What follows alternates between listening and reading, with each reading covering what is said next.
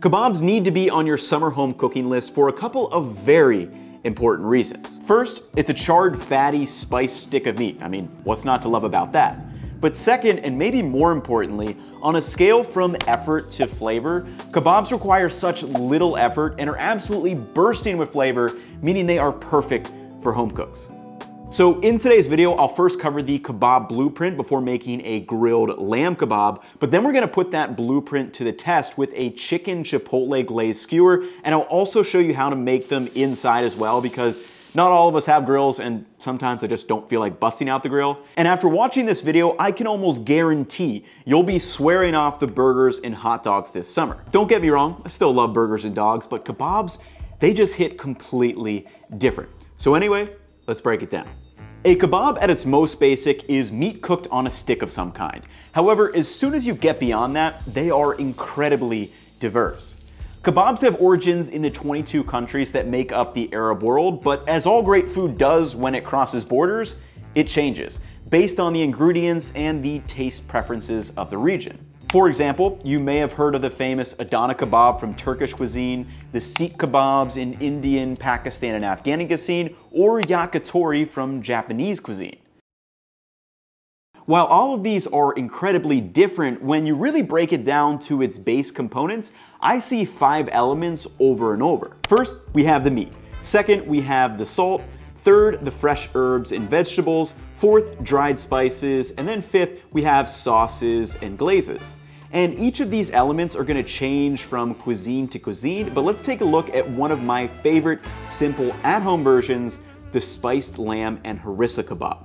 So for the meat, I have ground lamb. For the salt, 1.5% salt by weight. For the veg, I have 1/8 of an onion that's gonna be grated. Then for the dried spices, I have a couple grams of cumin, a gram of red pepper flake, and 30 grams of harissa as a sauce. Then all you have to do to make these is literally throw everything in a bowl, mix it up, throw it on our skewer, and grill it. But there are a couple of key techniques that I do want to point out. First, for best flavor, use a cut of meat with enough fat. And for ground meat, I like around 20% fat. Secondly, use enough salt. My recommendation is 1.5% by weight of the meat, and honestly, just nailing these two can create an amazing meat skewer, as we'll see in the second version. Now for ground meat kebabs, one extra tip is to mix the meat until it kind of gets a bit pasty and sticky, and you want it really mixed well, and it's gonna give it that lighter and slightly bouncy texture, and if you need to add a splash of water, you can go right ahead. So after mixing, this can be chilled in bulk overnight, but since my hands are dirty, I like to add them to the skewers first and then refrigerate them until I'm ready to grill. So get out the skewers of choice. I'm just using some metal ones, but wooden work, or if you can find those Turkish metal skewers or the giant shish kebabs, those probably work even better. To prevent stickage, dip your hands into a bowl of water and get a handful of meat and just spread it out along the skewer. Now, the key here is to not add too much meat to the skewer because a couple of issues can happen. First, the meat will be too heavy and likely fall off the skewer during transport to the grill or somewhere else at some point. And then secondly, you could end up with a cooked outside but an undercooked inside, not ideal. So once you have gone through all the skewers, just set them onto a baking sheet. And I like to press them flat into kind of a rectangle instead of that circle. It just gives them a bit more surface area to crisp up on those home grills. Now let the skewers rest in the fridge for a couple of hours or overnight to firm up. Now this is optional, but I do find it lets those flavors meld a bit, and it also dries the exterior a touch, giving us a better crisp later. When ready to cook, all you have to do is get that grill ripping hot. Since these are pretty thin, they're gonna cook fairly fast. I like to rub a little oil on the grates or on the kebabs themselves just to prevent any stickage, and then set them on the grill to cook.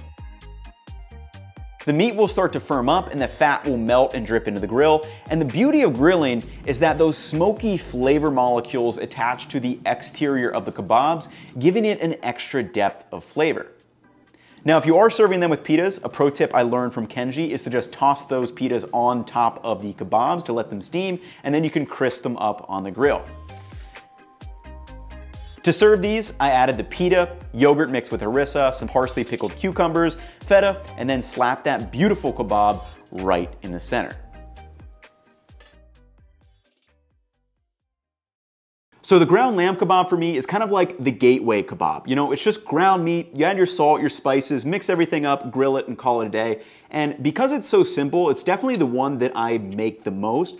But that being said, I wanted to show you guys how to make these inside in case you don't have a grill. And then secondly, I wanted to put that blueprint to the test and kind of go to the other end of the spectrum.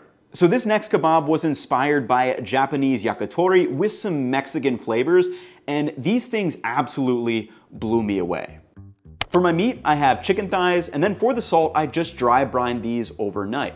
Now, what makes yakitori interesting is that the meat itself is typically plainly seasoned with just salt before it's started to grill, but what makes it mouth-watering and succulent is the use of a yakitori tare towards the end of the grilling process. There are many types of tares, but if we think of the most famous teriyaki sauce, it's typically an even mix of sweet, sour, and salty components.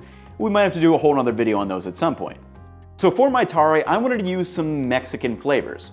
I have some garlic for my fresh herbs and vegetables, then for my dried spices, Mexican oregano. For my sauces, I have a Chipotle adobo sauce, honey, and the juice from one lime, and these are gonna create a Chipotle tare, if you will. To make that, add 50 grams of honey, 50 grams of chipotles and adobo sauce, 50 grams of water and the juice from one lime, 1 clove of garlic, and a sprinkle of Mexican oregano to a pot. Then all you have to do is set that over medium-low heat, bring it to a simmer, and then transfer to a container. Now to cook these inside, I chopped up the dry brine chicken into thin strips and then slid them onto the skewers of choice. To cook these, set the griddle pan down on high heat and add some oil. Once that's hot, lay the chicken skewers down and really get a nice sear on all sides. We want those little crispy bits from the pan. As the chicken gets crispy, just rotate the skewer on all sides until they are cooked, and that press really does help you get a nice and even sear. Once the chicken is browned and cooked through, turn the heat to low and add the tare to the chicken. Now, this works better if you have a brush, but this was the smallest spoon I could fit in the jar. Didn't really fix that problem. And the sugars from the tare are going to caramelize really fast, so be careful not to get them too burnt. Mine were kind of right on that edge. After pulling the chicken off, I like to add more of that succulent sauce. And guys, straight up, this chicken has no business being this good for just how easy it was to make. To serve this, I slapped down a flour tortilla, added some sour cream, shredded lettuce, pickled onion, and tomato, and just rolled that beauty up and devoured.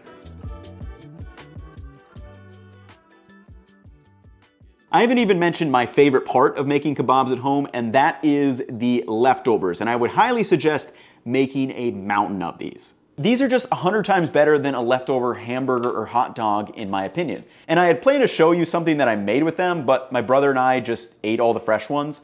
But to get those creative juices flowing, here are a couple of ideas. You could try using them in a one-pot pasta, throwing them on a pita pizza, or make a chimichurri salad like I made last week.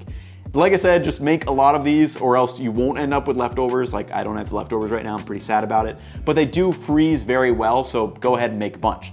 Both of the recipes that I showed in this video will be up on my website. But that is going to wrap it up for me in this one. Hopefully you guys remember that blueprint and try out some of your own kebabs as well. But I will catch you all in the next one. Peace, y'all.